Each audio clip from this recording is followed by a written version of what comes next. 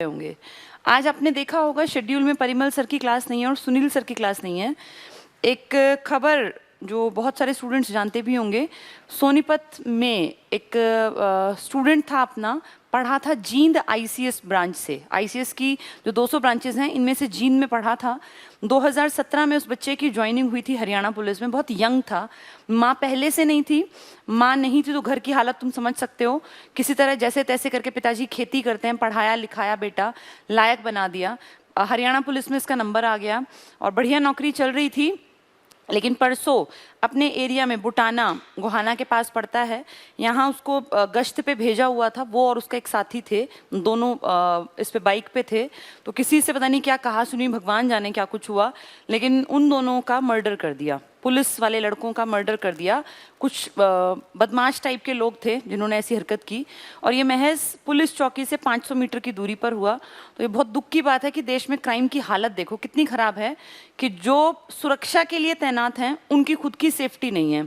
वो तो कह रहे हैं कि बहुत अच्छा हुआ उस बच्चे ने अपने हाथ पे पेन से उस बाइक या गाड़ी जो भी थी जिसमें वो लोग थे सवार बदमाश, उसका नंबर लिख लिया।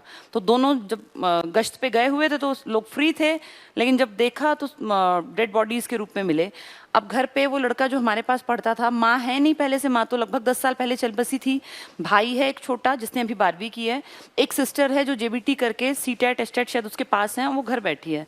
तो ये बहुत दुख की बात है। और क्राइम इस हद तक सवार हो गया है लोगों के दिमाग पे कि जिसकी कोई हद नहीं है। जैसे किसी का मर्डर करने से पहले आदमी के मन में ये भी नहीं आया कि इसके पीछे कोई परिवार होगा, भाई माँ बाप होंगे बुढ़ापे में। तो अब जैसे ये सब चीज़ें बड़ा दुखी करती हैं मन को। तो आज परिमल सर, सुनील सर और हमारे और ही स्टाफ के लोग, कई सारे लोग वहीं जाएंगे। देखो, बच्चे की कमी एक पिता की और माँ की कमी कोई पूरी तो नहीं कर सकता, पर एक ये होता है कि चलो भाई हमारा फर्ज बनता है। हमारा बच्चा था, बहुत दुख हुआ ये जानकर। पढ़ के तो वैसे ही दुख हुआ था, लेकिन जब ये पता चला कि अपना ही स्टूडेंट था तो वो कई गुना बढ़ गया वो दर्द। बहुत ज़्यादा दुख हुआ, क्योंकि इतने यंग बच्चे कितनी कोशिश मेहनत करते हैं, कितने बड़े कंपटीशन में कहीं स्टैंड करते हैं, और फिर किसी एक बेवकूफ़ आदमी की छोटे से गुस्से का शिकार बनते हैं। वो पीछे परिवार पूरा तहस नहस हो जाता है। तो बहुत ज़्यादा दुख की और शर्म की भी बात है।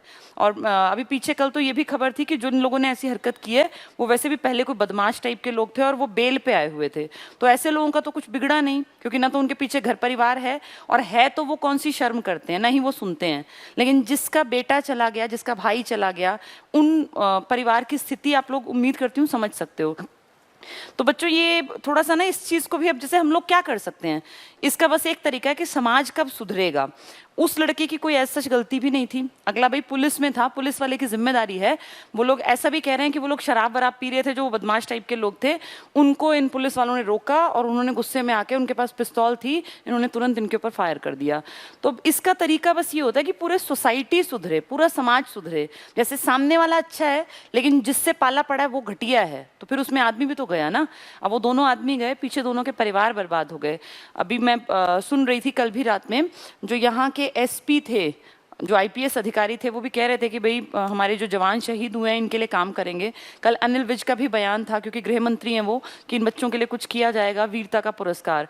जैसे वीरता के पुरस्कार से परिवार पे क्या असर आएगा? एक पुरस्कार घर ले जाके रखने से बात नहीं बनती ना। या तो इस परिवार की रोजी रोटी का कोई ना कोई जुगाड़ किया जाए, भाई उसका भाई है, कुछ उसको सुविधाएं दी जाएं, या कम से कम पढ़ने लिखने का ऐसा माहौल दिया जाए कि अगला बच्चा जो है कोशिश करके आ सके। तो एक दुख प्रकट कर सकते हैं बस, और कुछ भी नहीं। ये तो हाथ से निकल गई बात है, अब इसमें कुछ नहीं हो सकता। फिर भी भगवान से गुजारिश है कि उसके पिताजी को, जैसे उन पे तो बिल्कुल दुखों का पहाड़ टूट पड़ा, पहले वाइफ चली गई, अब कमाता हुआ लड़का, खेती करके आदमी पूरा जीवन जो काटता है इस उम्मीद में ना कि भाई अगली पीढ़ी मेरी तैयार हो गई, कल को मैं जब बूढ़ा हो जाऊंगा, कंधे झुक जाएंगे, भगवान ना करे लेकिन अपंग अपाहिज कोई भी हो सकता है, उस टाइम के लिए इंसान अपने बच्चों को पालता है, पोसता है, बड़ा करता है। और जब बेटा कमाने लगे कम उम्र में, इतनी यंग एज में, तो पिता का कितना फक्र से सीना चौड़ा हो जाता है, ये आप लोग समझ सकते हैं। और फिर उसी पिता के साथ देखो क्या हादसा घटित हो गया। तो भगवान उस बच्चे की आत्मा को शांति दे, और उसके पिताजी जो है उनको ये ताकत दे कि वो इस दुख से उभर सके।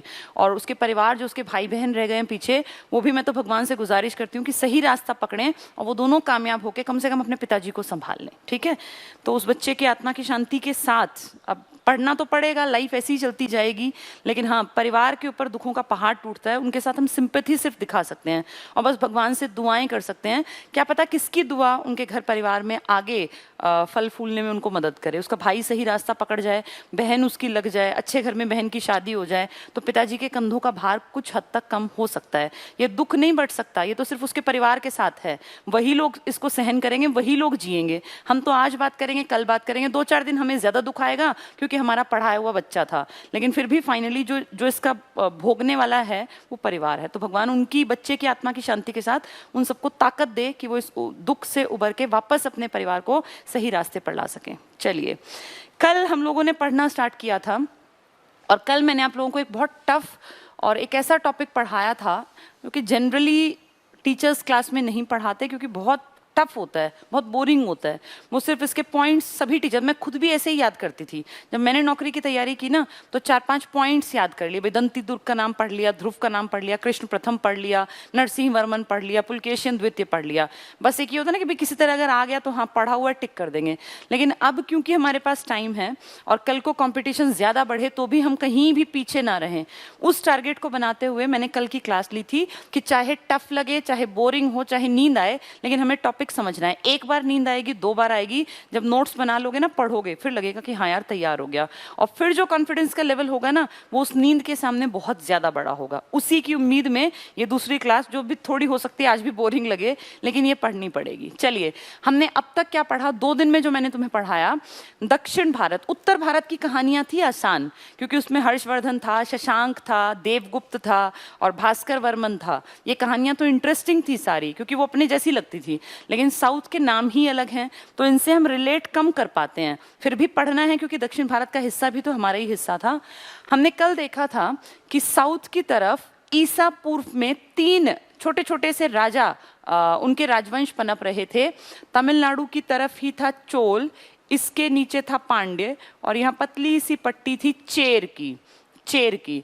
तो ये जो धनुष जैसा था ये था चेर, ये लोग जो कल पढ़े थे नीचे वाले ये थे पांड्य, और जो ऊपर वाले थे ये थे चोल। पुराने चोल हैं। चोल की राजधानी भी बदलेगी, पहले कावेरी पट्टनम बनेगी ना, फिर आगे जाके फिर चेंज होगी क्योंकि चोलों का टाइम पीरियड, मैंने आपको, अगर आप ढंग से क्लास लेते हैं, सुनते हैं, समझते हैं तो पता है आपको कि 2 टाइम पीरियड हैं चोल के। पांडे का एक है, चेर का भी एक, लेकिन चोल के 2 काल हैं।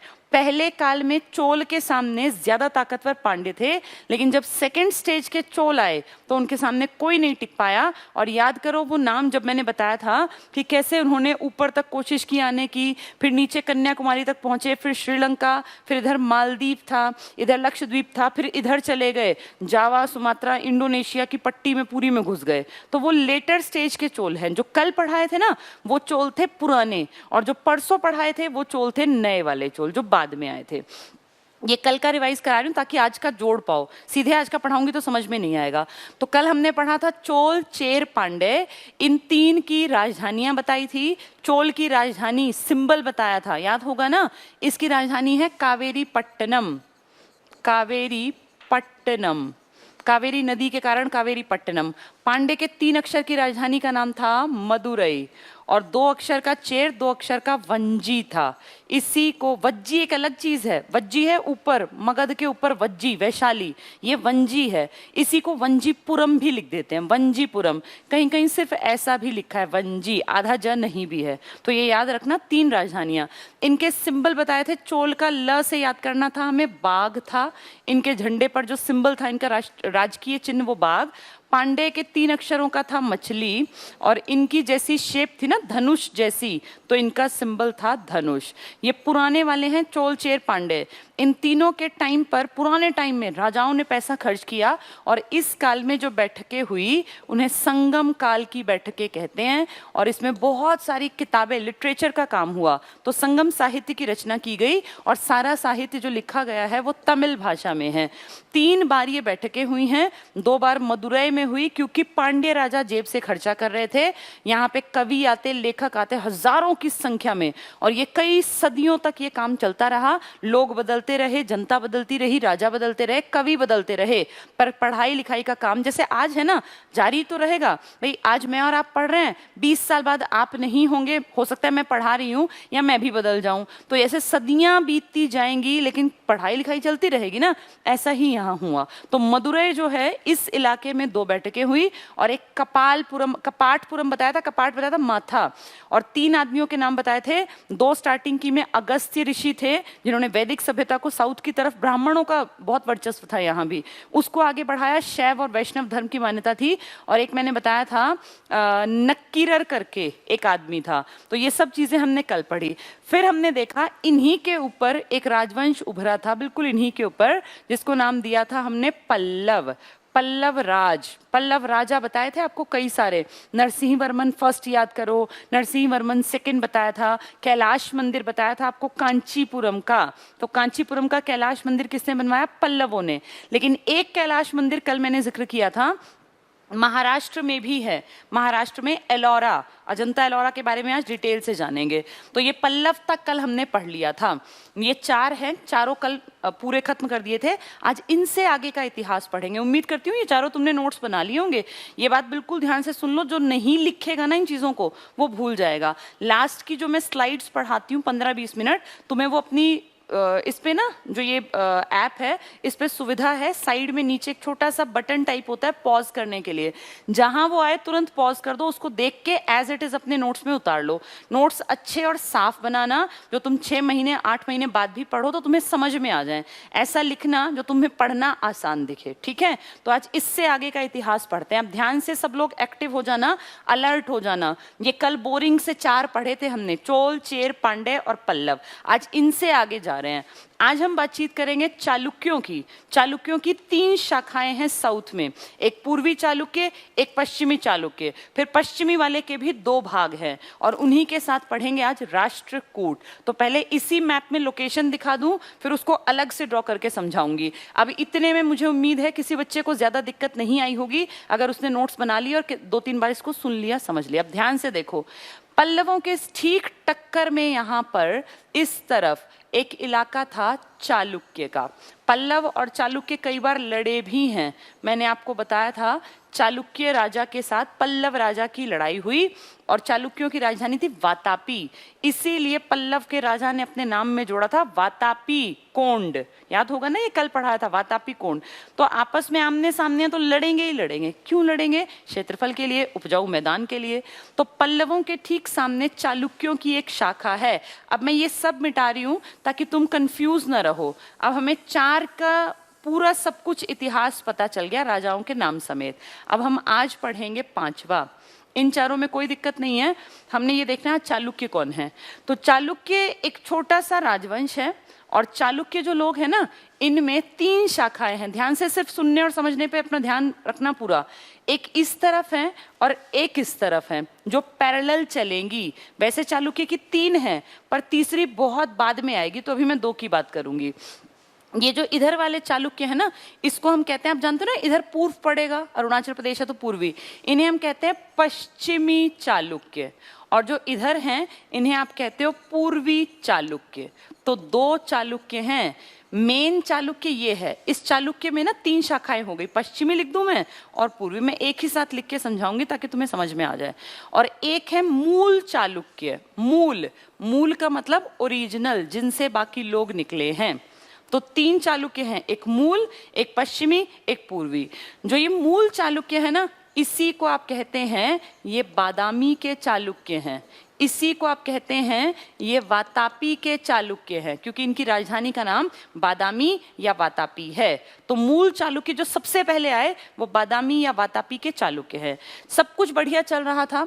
इनकी शुरुआत की पुलकेशियन फर्स्ट नाम के आदमी ने। पुलकेशियन फर्स्ट, जिसका पोता है पुलकेशियन सेकंड। ये वही पुलकेशियन सेकंड है जिसने उत्तर भारत के हिंदू सम्राट हर्षवर्धन को, जब वो नीचे की तरफ जाने की कोशिश में था, तो नर्मदा नदी के तट तट पर हरा दिया था।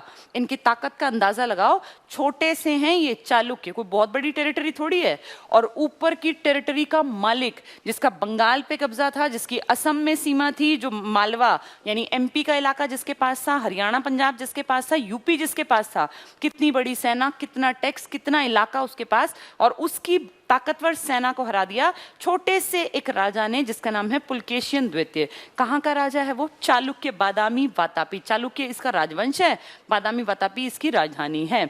इसके ही दादा हैं पुलकेशियन फर्स्ट, जिन्होंने इस वंश की शुरुआत की। तो मूल चालुक्य उस वंश के हैं। अब ध्यान से देखो, इस पुलकेशियन सेकंड का एक भाई था, अपने भाई को, अब टेरिटरी इतनी बड़ी तो है नहीं कि भाई अपने भाई को बंटवारा कर दे, तो इसकी सेना का फायदा उठा के, इसकी जानकारी होते हुए इसके भाई ने इधर के इलाके के ऊपर अटैक कर दिया और ये इलाका छीन लिया। छोटे मोटे कोई राजा थे, उनको भगा दिया। और फिर पुलकेशियन द्वितीय के भाई ने यहाँ पर पूर्वी चालुक्य की शाखा शुरू कर दी। तो पश्चिमी चालुक्य तो मूल थे, उसी में से लेटर स्टेज में भाई दादा, पिताजी, पोता, फिर पोते का जो मेन राजा है पुलकेशियन द्वितीय, उसका एक भाई था जिसने कि पूर्वी चालुक्य की शुरुआत कर दी। इनकी राजधानी बनी वेंगी, इसलिए इनको वेंगी के चालुक्य कहते हैं। तो ध्यान से देखो, एक बादामी के चालुक्य हो गए जो ओरिजिनल हैं, और फिर उसी के पैरेलल में कई पीढ़ियों बाद जाके वेंगी के चालुक्य बन गए। बढ़िया काम चल रहा था, पर इतने भी बढ़िया नहीं है कि क्या करें, इंडिया के राजा हैं। तो कुछ पुश्तों के बाद ये कमजोर पड़ेंगे, और जब ये कमजोर पड़ेंगे ना, तो इनके ऊपर, इन्हीं को खत्म करके, अटैक करके एक नया राजवंश पैदा हो जाएगा जिसको आप कहते हैं राष्ट्रकूट। इसके ही एरिया में थोड़ा सा ऊपर, जिसको महाराष्ट्र के आसपास, जिसे आप कहते हैं राष्ट्रकूट। तो राष्ट्रकूटों ने, पहले ये राष्ट्रकूट ना दब्बू थे, डरपोक थे, ये इन चालुक्यों के सामंत थे। सामंत मैंने बताया ना आपको बहुत बार, जब सामंत ये देखता है कि राजा की पीढ़ी कमजोर हो गई तो वो अपना राजपाट स्टार्ट कर देता है। तो चालुक्य जो बादामी वाले हैं, वातापी ओरिजिनल चालुक्य हैं। इसकी बहुत बाद में जाके एक छोटे से राजा के एक छोटे भाई ने एक नई शाखा बना ली, लेकिन वो उतनी इंपॉर्टेंट नहीं है। वेंगी के चालुक्य, बस नाम याद रखना। फिर ये धीरे धीरे कमजोर होते गए, और इन्हीं का एक नौकर मान लो, सामंत मान लो, जिसने देखा कि राजा तो उतने कमजोर है ही नहीं, उसने इनके लास्ट राजा को मार दिया और अपना नया वंश शुरू कर दिया जिसका नाम है राष्ट्रकूट वंश। आज के महाराष्ट्र का इलाका है राष्ट्रकूटों वाला। और फिर राष्ट्रकूटों ने पहले तो अपनी राजधानी वही बनाए रखी, लेकिन बाद में अपनी राजधानी चेंज करके मान्यखेत बना ली। महाराष्ट्र में मान्यखेत, आज भी ये जगह है महाराष्ट्र में। तो राष्ट्रकूटों ने किसका सफाया किया? बादामी के चालुक्यों का। राष्ट्रकूट कुछ साल बढ़िया काम चला गए, और महाराष्ट्र में आपने सुना होगा ना, अजंता, एलोरा, एलिफेंटा, ये वही राष्ट्रकूट हैं जिन्होंने, अजंता, एलोरा और एलिफेंटा एक्चुअली में ना 3 अलग अलग जगह है। बहुत लोग सोचते हैं ये एक है। एक जगह है जिसका नाम है अजंता, उसके कुछ किलोमीटर दूर पड़ती है एलोरा, और इसके बहुत आगे पड़ती है एलिफेंटा। एक फ्रांस का आदमी था, कोई घूमने फिरने टाइप के, जैसे होते हैं ना बहुत लोग टूरिस्ट होते हैं, तो ऐसे ही जंगलों में फ्रांस से यहाँ आया। थेवियन नाम था उसका, थेवियन, फ्रेंच टूरिस्ट था। घूमते घूमते महाराष्ट्र में उतरा और पता नहीं कहाँ जंगलों में चल पड़ा, और अकेला ऐसे अपना जंगल क्रॉस करते करते फाइनली वो एक जगह पहुंच गया। उसने देखा वहाँ ना पहाड़ कट के और अंदर गुफाएं ही गुफाएं हैं, बिल्कुल बीहड़ टाइप का इलाका, जंगल पूरा, और पहाड़ काट के गुफाएं ही गुफाएं। उसने देखा ज्यादातर गुफाओं में एलिफेंट के चित्र हैं, एलिफेंट मतलब हाथी, तो उसने नाम दे दिया एलिफेंटा केव्स हैं, ये गुफाएं हैं। हमें नहीं पता था ना, हमारे पास इतना टाइम था, तो आज से कई 100 साल पुरानी बात कर रही हूँ, ये 1700-1600 टाइप के, जब अंग्रेज थे यहाँ, एलिफेंटा। फिर उसी के पास उसने देखा एलोरा। एलोरा तो खैर बाकी आगे भी इसके ऊपर काम हुआ था, लेकिन एलिफेंटा एलोरा में मेन अगर नाम पूछ ही ले तो फ्रेंच एक टूरिस्ट था थेवियन नाम का। अब ये अलग अलग हैं गुफाएं। गुफा समझते हो ना, ऐसे देखो, ऐसे पहाड़ थे महाराष्ट्र में, कोई बहुत भारी पहाड़ नहीं है। महाराष्ट्र हमारा प्लेटू वाला इलाका है, पहाड़ों की हाइट कम है, एग्जैक्टली कहें तो पहाड़ियां हैं, ये माउंटेन्स नहीं है, हिल्स हैं। हिल्स होती हैं जिनकी उतनी हाई पीक नहीं होती। तो पुराने टाइम में कभी राजाओं ने इनको कटवा के जेब से पैसा खर्च करते थे। राजा ऐसे फ्री में कोई काम नहीं होता। आज आपको एक कमरा बनाना पड़ जाए तो आप जानते हैं लाखों रुपए खर्च हो जाते हैं घर में से। इन राजाओं के भी पैसे लगते थे। राजा पैसा कहाँ से लाते? जनता से टैक्स लेते। तो उस टाइम के राष्ट्रकूटों ने, जिसकी मैं बात कर रही हूँ, ऐसे पहाड़ के पहाड़ कटवा दिए, पूरे पहाड़ पहाड़ के पहाड़ ऐसे कटवा के और इनके अंदर पत्थर, जैसे कहीं पत्थर लगवा दिया, कहीं लकड़ी, और इस तरह से केव्स बना दी पूरी। ये इस तरह की चट्टान काटकर बने हुए मंदिर हैं। तो अजंता भी मंदिर हैं, एलोरा भी, और एलिफेंटा केव्स में भी बहुत सुंदर पेंटिंग ड्राइंग है। इनमें खास क्या है, ये अलग अलग क्यों है? एक तो जगह तीनों की अलग है, तीनों हैं महाराष्ट्र में ही। औरंगाबाद महाराष्ट्र का नाम आपने सुना होगा, अजंता एलोरा, ठीक है। तो अब देखो क्या है, अजंता जो है ना, इसमें मेनली हिंदू धर्म से जुड़ा हुआ है, मेनली हिंदू धर्म से, और हिंदू नहीं, सॉरी, बौद्ध धर्म से। बौद्ध, ज्यादातर जो पेंटिंग्स है ना वो बौद्ध धर्म को कहीं ना कहीं इंडिकेट करती हैं। जो एलोरा है ना, इसकी खासियत सुन लो, इसमें बौद्ध तो हैं ही हैं, बौद्ध के साथ इसमें हिंदू धर्म की भी चीजें हैं, यानी हमारे देवी देवताओं की भी फोटो है। देवी देवता भी चित्र काट काट के, हमारी लक्ष्मी या उस टाइम पे जितनी भगवान रहे होंगे, शिव जी हैं या नटराज है, इस टाइप की चीजें। और प्लस इसमें जैन धर्म की भी गुफाएं हैं। तो कुछ राजाओं ने, जिनकी मान्यता जैन धर्म की थी, 4-5 गुफाएं उन्होंने बनवा दी, सबसे ज्यादा हिंदू राजाओं ने बनवाई, और बुद्धिस्ट जो अपना धर्म आज भी चल रहा है, उसकी भी काफी सारी गुफाएं हैं। तो ये टोटल मिला के ना एलोरा में 34 गुफाएं हैं। एक पूरा काट के पहाड़, और धीरे धीरे एक क्या फिर तो कई पहाड़ की रेंज है, काट काट के 24 ये मान लो गुफाएं, बड़े बड़े हॉल टाइप मान लो एक गुफा में। फिर उसमें ना पूरा, उस टाइम पे कोई इनके पास ना तो इतनी बढ़िया छेनी थी ना हथौड़े थे, इमेजिन करो कोई मशीन, ड्रिलिंग मशीन नहीं थी, लेकिन उस पत्थर को, चट्टान को काट के इन्होंने औरतों की पिक्चर्स, आदमियों की, जानवरों की, और जैसे मैंने शायद पढ़ाया भी था, मरणासन्न राजकुमारी 16, 17, 19 याद है, पढ़ाई थी, और अजात शत्रु की महात्मा बुद्ध से भेंट, जब कुछ भी नहीं थे हथियार औजार, तब कैसे सुंदर ऐसे पहाड़ काट के पूरा, और ओरिजिनल लगता है कि हाँ इंसान की छवि है उसमें, ऐसे बनाया गया होगा, अपने आप में अजूबा है। तो जो ये एलोरा है ना, इसकी 34 गुफाएं हैं। ध्यान से सुनना, ये बात बहुतों की समझ में नहीं आती ना याद रहती। बौद्ध जो हैं 1 से लेके 12 तक जितनी गुफाएं हैं, अब हमने नंबरिंग कर दी भाई, जैसे गुफा नंबर 1, 2, 3, 4 ऐसे करके ना, जो 1 से लेके 12 तक हैं, ये सारी बौद्ध धर्म को दिखाती हैं। तो इसमें महात्मा बुद्ध हैं, इसमें अजात शत्रु है, इसमें राजकुमारी, मतलब जो मेन तुमने सुना है, जातक कथाएं हैं, जानवरों के माध्यम से मॉरल स्टोरीज समझाई गई हैं। तो उस टाइम के को बड़े बड़े जैसे संगीतियां और इन सबको भी पिक्चराइज किया गया है। तो ये एलोरा का बौद्ध 1 से 12 सिर्फ बौद्ध धर्म मिलेगा, उसमें कोई राम सीता और ये सब नहीं मिलेंगे। जो 13 से स्टार्ट होता है और 29 तक है सबसे ज्यादा। देखो ये तो 12 गुफाएं हो गई, 13 से 29 ज्यादा हो गई ना, क्योंकि 26 तक ही 13 हो जाती हैं, तो और ज्यादा। सबसे ज्यादा जो गुफाएं हैं वो हिंदू धर्म को दिखाती हैं इनमें, यानी हिंदू राजाओं ने खूब पैसा खर्च किया और बौद्ध गुफाओं से ज्यादा गुफाएं बनवा दी। और जो बच गई लास्ट की कुछ 30 से और 34, यानी 5 बच गई, भाई 30 भी शामिल है ना, 30, 31, 32, 37, 34, तो ये जो हैं ये जैन धर्म को इंडिकेट करती हैं। यानी 3 धर्मों की गुफाएं हैं एलोरा में। अजंता में सिर्फ 1 धर्म है, एलोरा में 3 गुफाएं, 3 धर्म की, हिंदू भी, बौद्ध भी, जैन भी। कितनी है टोटल? 34। पहली से, ये भूल जाओगे तुम, इसको याद रखना, पहली से 12वीं तक बच्चे बहुत सारे बुद्धू रहते हैं पढ़ाई में, तो बुद्धू रहते हैं ना स्कूल की एज में, तो ये बौद्ध धर्म है।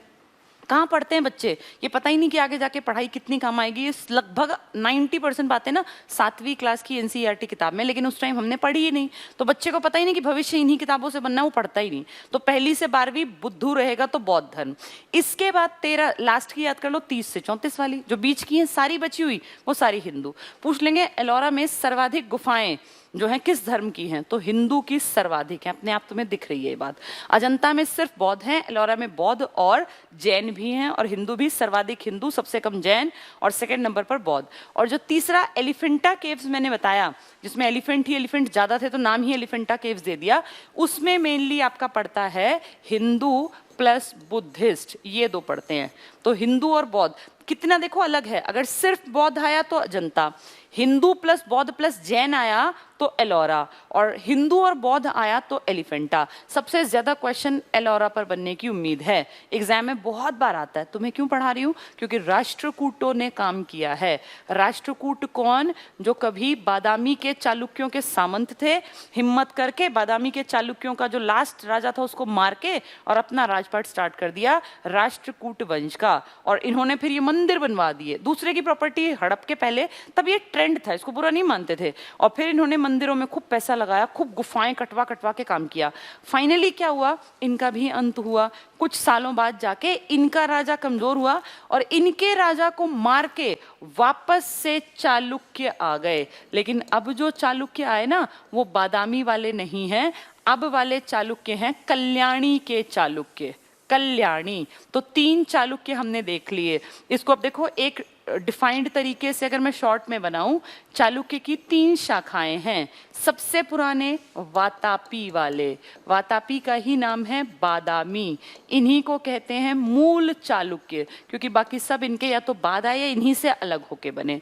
दूसरे चालुक्य जो पुलकेशियन द्वितीय, इसी वंश में हुआ ताकतवर, उसी के सगे भाई ने, पुलकेशियन की ही मदद मिली, उसी के सगे भाई ने चालुक्यों की एक शाखा बना दी, जिसकी राजधानी क्या बनाई, वेंगी। राजधानियों के नाम से जाने जाते हैं ये, वेंगी के चालुक्य। फाइनली पुलकेशियन द्वितीय के बाद जब धीरे धीरे ये कमजोर हुए, कई 100 साल की गाथाएं हैं ये, तो लास्ट राजा को मार के उसी का एक नौकर मान लो, सामंत मान लो, हेड बन गया। और फिर उसने क्या चला दिया था अपना, जो अभी हम पढ़ रहे थे, राष्ट्रकूट। फिर राष्ट्रकूटों ने अपने मंदिर बनवा दिए, दुनिया भर के काम किए, और इन्हीं राष्ट्रकूटों को खात्मा करके फिर दोबारा से चालुक्यों की एक शाखा आई, जिसने अपनी राजधानी मान्यखेत बनाई थी, जो इन्हीं की राजधानी थी, बाद में चेंज की थी, कल्याणी पे आ गए थे। तो ये कल्याणी के चालुक्य, यानी चालुक्यों की 3 शाखाएं हैं, एक मूल, एक पूर्वी और एक बाद में आई है। बाद में कौन सी आई, कल्याणी वाली। किसका खात्मा करके, राष्ट्रकूटों का। राष्ट्रकूट किसके दम पे आए थे, जब कौन खत्म हो गए थे, चालुक्य वाले। कौन से चालुक्य, वातापी या बादामी वाले। ठीक है, उम्मीद करती हूँ थोड़ा बहुत समझ में आ गया होगा। थोड़ा सा फैक्ट्स के फॉर्म में पढ़ा दूं, फिर तुम्हें ये आसान दिखेगा। देखो, राष्ट्रकूट, राष्ट्रकूट से पहले बादामी, इसको पढ़ लेते हैं, जो वातापी और बादामी थे। ओपीएस पे जाना है मुझे, पहले चालुक्य पढ़ाऊंगी, फिर राष्ट्रकूट, फिर तीसरे चालुक्य। चलिए, कल हम लोगों ने ये पढ़ लिया था लास्ट। देखो, कल के नोट्स तुम्हारे यहाँ खत्म हुए होंगे। नरसिंह वर्मन, कौन थे नरसिंह वाले, ये पल्लव थे। किसके ऊपर थे ये, चोल वालों के। कल 4 पढ़ाए थे ना, चोल, चेर, पांडे और पल्लव। ये चोल, चेर, पांडे बाद वाले चोल नहीं है, वो परसों पढ़ाए थे। जो कल पढ़ाए वो पुराने वाले चोल थे। तो पल्लव का लास्ट राजा नरसिंह वर्मन था। देखो, मैंने ये सब याद कराया था। नरसिंह वर्मन के 3 बड़े काम थे। वातापी वाले राजा को, वातापी मतलब चालुक्य की मूल शाखा, इनको हराया, तो नाम वातापी कोण रख लिया था। कल का है सारा, महाबलीपुरम में सप्त पैगोड़ा, मंदिर कटवा के बनवाए चट्टान, और ह्वेनसांग आया था, जो कि हर्षवर्धन के टाइम में आया। जब वो उत्तर में था ना, तब ये सब दक्षिण में थे। फिर इसके बाद नरसिंह वर्मन सेकंड बताया था, कांचीपुरम में अपनी राजधानी में कैलाश मंदिर बनाया। 2 कैलाश मंदिर हैं, एक आज पढ़ेंगे, एक कैलाश मंदिर महाराष्ट्र में है और एक कैलाश मंदिर कांचीपुरम में। ठीक है, ये कल हमने पढ़ लिया था। चलो, आज हमने ये समझा है। अब सब लोग ध्यान से एक्टिव होके नोट्स यहाँ से बनेंगे। अब तक जो सुनाया वो नोट्स नहीं है, वो सिर्फ सुनना था, लेकिन नोट्स ऐसे बनाना। हेडिंग डाल देना चालुक्य। 3 तरह के चालुक्य कौन कौन, एक वातापी वाले, वातापी को ही बादामी कहते हैं। दूसरे वेंगी वाले, जिनकी राजधानी है, ये दोनों, एक पहले आया, उसी के भाई ने बनाया, बहुत बाद में जाके एक पुलकेशिन द्वितीय प्रतापी राजा, उसके सगे भाई ने बना दिया।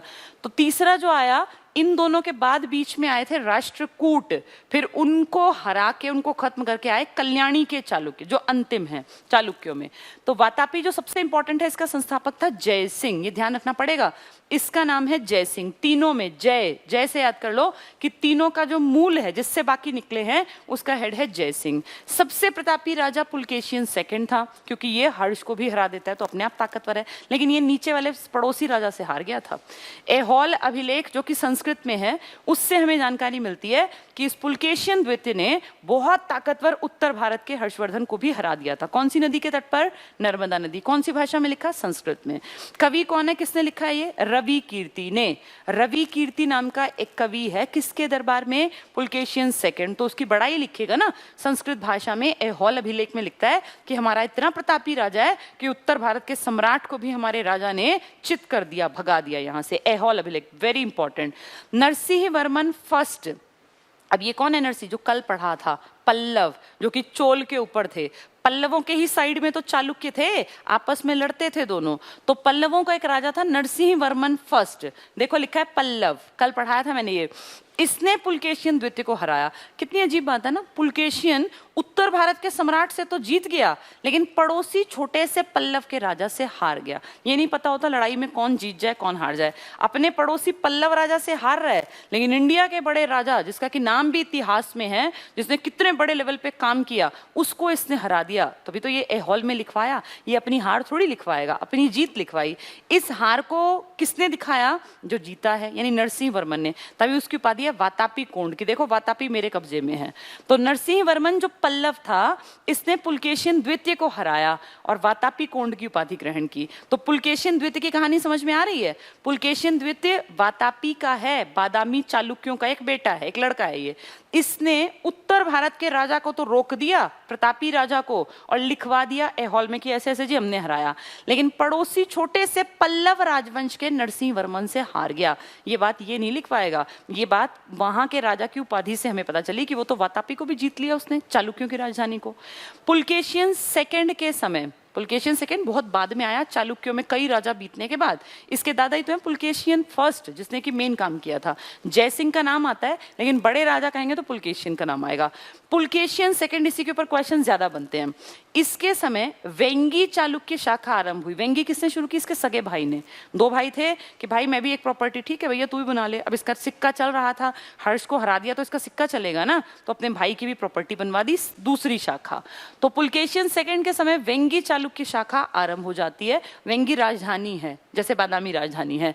बादामी या वातापी का अंतिम शासक है कीर्ति वर्मन सेकंड।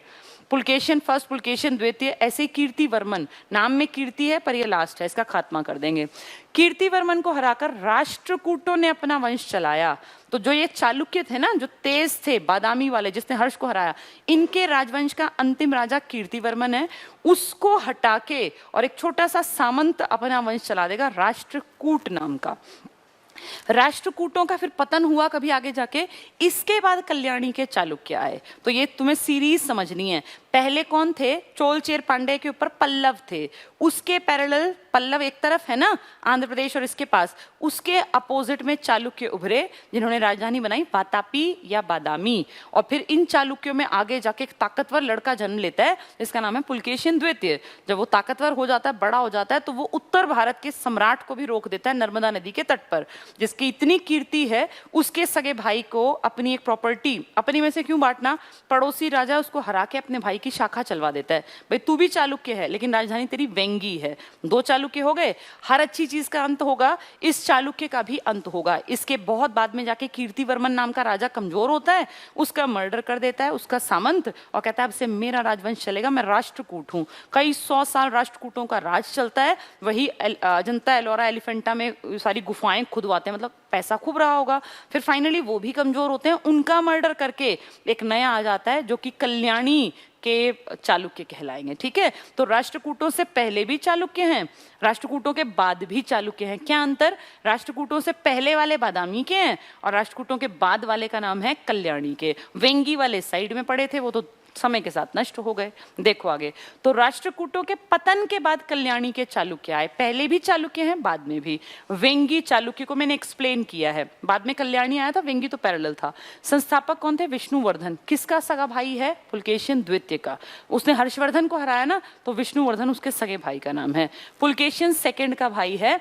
इनकी राजधानी वेंगी है। वेंगी कहाँ? आंध्र प्रदेश। जो हम कल पढ़ रहे थे, चोल, चेर, पांडे और पल्लव, उसमें से चेर हटा दो केरल में, चोल, पांडे और पल्लव ये तमिलनाडु के इलाके में है। तुम खुद इमेजिन करो कि एक राजा, एक ही प्रॉपर्टी में इतने सारे राजा, तो इससे इनका समझ लो कि राजपाट कितना छोटा था। तभी इतिहास में उतना डिटेल नहीं है, लेकिन जो अपनी कॉम्पिटिटिव पेपर है इनमें आता है, इसलिए समझना जरूरी है।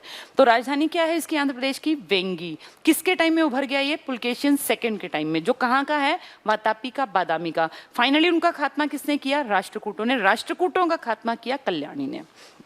अब देखो, अजंता सिर्फ हिंदू धर्म की है। मैंने शायद बौद्ध बोल दिया था, हिंदू है ये दिमाग में थोड़ा कंफ्यूजन था। हिंदू का है, ये नहीं आता। सबसे ज्यादा क्वेश्चन आता है एलोरा से, बहुत ज्यादा, क्योंकि इसमें बच्चे कंफ्यूज रहते हैं। इसमें हिंदू धर्म की भी हैं, बौद्ध की भी हैं, जैन की भी हैं। सबसे ज्यादा पूछें तो हिंदू धर्म की, लेकिन बौद्ध की भी कम नहीं है, 1ली से 12वीं। अच्छा, कोई शायद किसी को देखने में दिखे। वैसे मैंने ना इसको यहाँ कम एक्सप्लेन किया था, इसको मैं आज वाले टॉपिक से पढ़ाऊंगी क्योंकि इसमें मैंने एक्सप्लेन नहीं किया। मैंने आज वाले में पूरा एक्सप्लेन किया। ये सेम पेज है, कल शायद ये लास्ट पेज था कल का ना, ठीक है। इसको यहाँ से मत बनाना, इसको और डिटेल में मैंने आज पूरा, कल एक्चुअली टाइम कम था तो मैंने इसको आज लिखा था पूरा।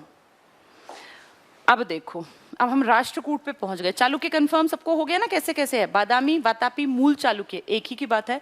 साइड में पुलकेशिन द्वितीय का भाई आ गया, वेंगी, आंध्र प्रदेश राजधानी।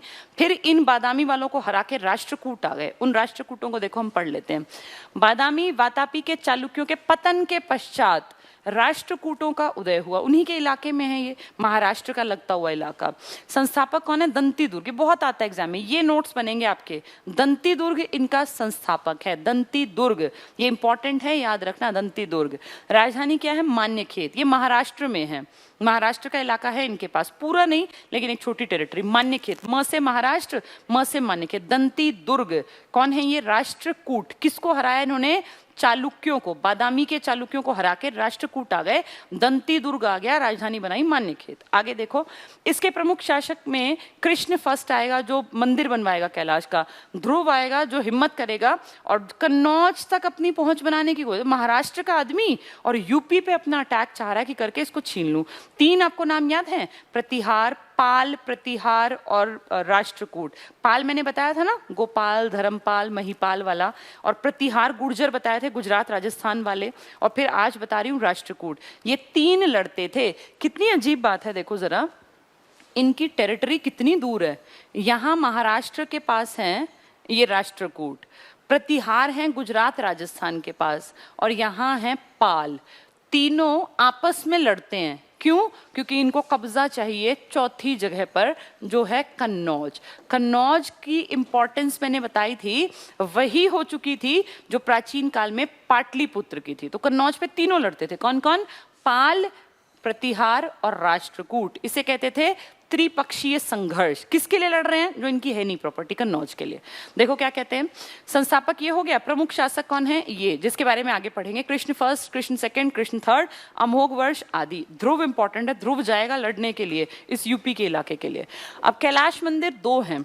एक कैलाश मंदिर हमने कल पढ़ा था, पल्लवों ने बनवाया, नरसिंह वर्मन, और एक कैलाश मंदिर राष्ट्रकूटों ने बनवाया एलोरा में। तो औरंगाबाद महाराष्ट्र में एक मंदिर है और एक कांचीपुरम में है। कैलाश मंदिर 2 हैं, औरंगाबाद वाला और कांचीपुरम वाला, ठीक है। यानी एक पूर्वी तट वाला, एक पश्चिमी तट वाला। जो औरंगाबाद वाला है, ये एक पत्थर को काट के बना है, बहुत इंपॉर्टेंट। एकाश्म प्रस्तर संस्कृत भाषा का शब्द है जिसका मतलब है एक ही चट्टान को काटकर। एक पूरा पहाड़ था, उसमें कुछ नहीं ऐड किया, ना कहीं से कुछ लाए पत्थर, उसी को काट काट के उसी में उकेर दिया। कई जगह पे ना मूर्तियां बाहर बनती थी, फिर उनको उसमें एडजस्ट करते थे। सारा काम एक पत्थर को काट के तराश के किया, बहुत बड़ी बात है। औरंगाबाद महाराष्ट्र का एकाश्म प्रस्तर, एक पत्थर, संस्कृत भाषा का शब्द, एक ही पत्थर। एलोरा में कृष्ण फर्स्ट राजा ने बनवाया, राष्ट्रकूटों का है कृष्ण फर्स्ट। इसके पास पैसा खूब था, राष्ट्रकूटों की प्रॉपर्टी थी बड़ी, और इन्होंने किस पे कब्जा कर रखा था? चालुक्यों पर। कौन से चालुक्य? बादामी, वातापी वाले। तो इससे मंदिर बनवा दिया, आज तक लोग उसको देखने जाते हैं। कृष्ण फर्स्ट। जो कल पढ़ा था कांचीपुरम का, ये पल्लव राजा ने बनवाया था, नरसिंह वर्मन सेकंड ने। तो कल वाला जो था वो उतना इंपॉर्टेंट नहीं है, लेकिन हमें दोनों याद रखते हैं। हमें महाराष्ट्र वाला भी याद रखना है, और हमें जो एलोरा में है ये भी, और एक हमें कांचीपुरम वाला। ये द्रविड़ शैली का आरंभ कल पढ़ाया था। तो 2 राजा कहेंगे तो एक तो कैलाश मंदिर कृष्ण ने बनवाया है, कृष्ण फर्स्ट राष्ट्रकूट ने, और इधर वाला पल्लव नरेश, नरसिंह वर्मन सेकंड ने। कल मैंने पूरा डिटेल से नरसिंह वर्मन पढ़ाया था। त्रिपक्षीय संघर्ष किस किस में था? 3 लड़ाई, जो 3 मेन लड़ते थे। कौन कौन? राष्ट्रकूट किसको हटा के आए हैं? बादामी के चालुक्यों को। पाल जो कि गोपाल, धर्मपाल, महिपाल वाले, और प्रतिहार गुर्जर जो कि गुजरात राजस्थान में अपना जिनका वर्चस्व था। ये तीनों किसके लिए लड़ रहे हैं? लड़ाई कन्नौज के लिए। कोई से की प्रॉपर्टी नहीं है कन्नौज, लेकिन कन्नौज चाहिए क्योंकि कन्नौज यूपी का इलाका है जहां से खूब प्रॉपर्टी बन सकती है, सेना बढ़ सकती है, टैक्स इकट्ठा कर सकते हैं। तो त्रिपक्षीय संघर्ष है। अब राष्ट्रकूटों में कृष्ण प्रथम ने तो मंदिर बनवाया वो काट के, जो ध्रुव है ना ये लड़ने जाएगा त्रिपक्षीय कन्नौज के लिए। तो ध्रुव फर्स्ट, ये इंपॉर्टेंट है, ऐसे क्वेश्चन पूछते हैं। कृष्ण ने बनवाया था कैलाश मंदिर, चट्टान काट के एक, लेकिन जो अगला ध्रुव प्रथम है ये पहला राष्ट्रकूट राजा है जिसने त्रिपक्षीय संघर्ष में हिस्सा लिया। 3 पक्ष, प्रतिहार, गुर्जर प्रतिहार कहते हैं, पाल और राष्ट्रकूट। राष्ट्रकूटों का कौन गया लड़ने? ध्रुव। किसने कैलाश मंदिर बनवाया? एलोरा में। तो जो इनका भी राजा, क्या नाम था इसका, इन्हीं का पहला मंदिर बनवाने वाला राजा, इतने सारे नाम हैं मेरे ही दिमाग से स्लिप हो जाता है, क्या नाम था इसका? अच्छा, ये कृष्ण फर्स्ट। कृष्ण ज्यादा इंपॉर्टेंट है, फर्स्ट भी है, सेकंड भी है, थर्ड भी है। कृष्ण ने कैलाश मंदिर बनवाया, और जो ये है, ये दूसरा आदमी ध्रुव प्रथम, ये उत्तर भारत में गया किसके ऊपर? हिस्सा हड़पने के लिए, यूपी। कभी ऐसा हुआ कि पाल जीते, कभी राष्ट्रकूट जीते, और कभी प्रतिहार भी जीते। यहाँ जिसका जिक्र कर रहे हैं ना, ये जीता था, इसलिए लिखते हैं। जो जीतते हैं वो लिखवाते हैं, जो हारते हैं वो नहीं लिखवाते। नेक्स्ट देखो क्या कहते हैं, राष्ट्रकूटों ने 3 तरह के मंदिर बनवाए, हिंदू धर्म से जुड़े हुए, बौद्ध धर्म से जुड़े, और जैन धर्म। क्या एग्जाम्पल दोगे? एलोरा। कितनी टोटल गुफाएं? 34। पहली से 12वीं बौद्ध की, 30 से लेके 34 तक जैन की, जो बीच की बच गई सबसे ज्यादा वो हिंदू मंदिर है। एलोरा महाराष्ट्र में और एलिफेंटा भी महाराष्ट्र में। ये केव्स का निर्माण राष्ट्रकूटों ने किया, ध्यान रखना। ये अजंता बहुत सारे लोगों की देन है, एलोरा मेनली काम किया है राष्ट्रकूटों ने। अजंता में ढेर, कई शताब्दियों तक अजंता का काम चला था। उसमें धर्म अलग अलग था ना, मतलब मेन जो काम किया था वो अलग अलग टाइम के राजाओं ने, उसमें गुप्तों का भी योगदान था, बाद तक योगदान चलता रहा। ये जो मेन केव्स हैं, इनमें सबसे बड़ा योगदान राष्ट्रकूटों का है, लेकिन ऐसा नहीं कि अकेले इनका, बाद में भी बहुत लोगों ने इस पर काम करवाया। नाम पूछे तो इनका नाम दे देना। एलोरा की कुल गुफाएं कितनी हैं? 34, जो आपकी समझ में आ गई होंगी। यहां से बनाना उनको, कल वाले मैंने आधा लिखा था। 1 से 12 बौद्ध धर्म की हैं, 13 से 29 हिंदू धर्म की, और 30 से 35 जैन की। सबसे ज्यादा पूछें तो हिंदुओं की हैं, सबसे कम पूछें तो जैनियों की हैं। बौद्ध की कितनी है? 1 से 12। ये तीनों धर्म के मंदिर कह लो, कहाँ दिखेंगे? एलोरा में। अजंता एक धर्म की बात करती है, एलोरा तीनों धर्म की बात करती है। इसकी खोज इनकी, एलोरा वालों की और एलिफेंटा की, इसकी खोज किसने की? देखो, फ्रेंच यात्री था थेवियन। थेवियन नाम के आदमी ने घूमते घूमते ऐसे ढूंढ लिया कि यहाँ तो बहुत सारी केव्स हैं। फिर हमारी सरकार ने उसको अपने अंडर ले लिया, और आज एलिफेंटा केव्स यूनेस्को की वर्ल्ड हेरिटेज लिस्ट जो है इसमें भी शामिल हैं। तो एलिफेंटा में देखो हिंदू प्लस बुद्धिस्ट हैं, जैन उतना नहीं है। इसमें हिंदुओं के बारे में बात करें, शिव मंदिर है। हमने कैलाश मंदिर 2 पढ़ लिए, एक महाराष्ट्र वाला एलोरा वाला, और एक कल कांचीपुरम वाला नरसिंह वर्मन का था, और ये वाला जो है ये अपना कृष्ण फर्स्ट का था। तो यहाँ पे देखो क्या एलिफेंटा में शिव मंदिर है, त्रिमूर्ति सदाशिव है, 3 मूर्ति, और नटराज योगीश्वर है। नटराज कुछ याद आ रहा है? नटराज शिव जी की नृत्य करते हुए मूर्ति है, कांसे की, जो फेमस थी पल्लवों के टाइम पर। यूनेस्को वर्ल्ड हेरिटेज साइट में शामिल है एलिफेंटा केव्स। अजंता, एलिफेंटा और एलोरा, कौन सी में तीनों मिलेंगे? एलोरा में। ज्यादा किसके? हिंदुओं के, सबसे कम जैन के, और 1 से 12 तक बौद्धिस्ट के। अब आ गया चालुक्य कल्याणी के। कल्याणी वाले कब आए थे? सबसे लास्ट। किसको खत्म करके? राष्ट्रकूटों को। राष्ट्रकूट किसको खत्म करके आए थे? वातापी वालों को। वातापी के पैरेलल कौन सी चल पड़ी थी? वेंगी की। अब देखो, चालुक्य थर्ड लिख दिया, लास्ट है ये कल्याणी के। तैलप सेकंड, ये राजा का नाम है जिसने राष्ट्रकूटों का अंत किया। राष्ट्रकूटों को हराकर राष्ट्रकूट क्षेत्र में ही कल्याणी के चालुक्य वंश की स्थापना की। पहले राष्ट्रकूट किसके इलाके में आए? वातापी के में, वो भी तो चालुक्य थे। अब राष्ट्रकूटों को खत्म करके कौन आ गए? वापस से आ गए, लेकिन अब ये कल्याणी के चालुक्य हैं। ठीक है। राजधानी इन्होंने पहले मान्यखेत रखी। ये किसकी थी याद है? मान्यखेत। ये राष्ट्रकूटों की थी, महाराष्ट्र वाली। तो पहले उन्हीं की राजधानी, फिर बोले नहीं, इनकी राजधानी हटाओ, अपनी राजधानी बनाएंगे कल्याणी। फिर देखो बाद में क्या बना ली, इसी के नाम से आज हम इनको जानते हैं। मान्यखेत तो राष्ट्रकूटों की राजधानी है। दंती दुर्ग जो पढ़ा था, ये इंपॉर्टेंट है देखना। बादामी के चालुक्यों का पतन हुआ। जब बादामी वाले खत्म हुए तो कौन आए? राष्ट्रकूट आए। दंती दुर्ग पढ़ा तुमने, ध्रुव पढ़ा तुमने, कृष्ण पढ़े तुमने। जब राष्ट्रकूटों का पतन हुआ तो कल्याणी के चालुक्य आए। इस चीज को दिमाग में बैठा लेना, चालुक्य अलग अलग है। पहले का अंत करके राष्ट्रकूट आए, राष्ट्रकूट का अंत करके चालुक्य आए। कल्याणी के, वेंगी के पहले वाले के साथ ही आ गए थे। नेक्स्ट देखो, अब यहाँ इसको मैप से समझाया है। एक तरफ मैंने लिख दिया पूर्वी चालुक्य। पूर्वी वाले कौन से हैं? वेंगी, राजधानी से जाने जाते हैं। और जो पश्चिमी चालुक्य है, पश्चिमी चालुक्य मतलब कौन थे? बादामी या वातापी वाले। उनको खत्म किसने किया? राष्ट्रकूटों ने। और फिर राष्ट्रकूटों को खत्म किसने किया? कल्याणी ने। तो ये दिमाग में आज हम आज बहुत साउथ की तरफ नहीं गए। हमने कल डिटेल साउथ पढ़ा, उससे पहले मैंने उत्तर भारत पढ़ाया। आज मैं बीच की पट्टी पढ़ा रही हूँ तुम्हें, जो महाराष्ट्र उड़ीसा के हिस्से में काम कर रहे हैं। तो हमने 4 चीजें जानी आज। 3 चालुक्य वाले और 1 राष्ट्रकूट वाले। ठीक है, आगे देखो, बादामी जो है ना ये प्राचीनतम है, सबसे पुराना मूल है। सबसे पुराने अगर कहें चालुक्य तो बादामी वातापी के चालुक्य हैं। इसका संस्थापक कौन था? पुलकेशियन फर्स्ट, मतलब बड़ा राजा, अगर बड़ा कहे तो। वैसे जयसिंह था लेकिन पुलकेशियन फर्स्ट। अगला देखना, वेंगी का संस्थापक जो इसका भाई जो था, क्या नाम था इसका? विष्णुवर्धन।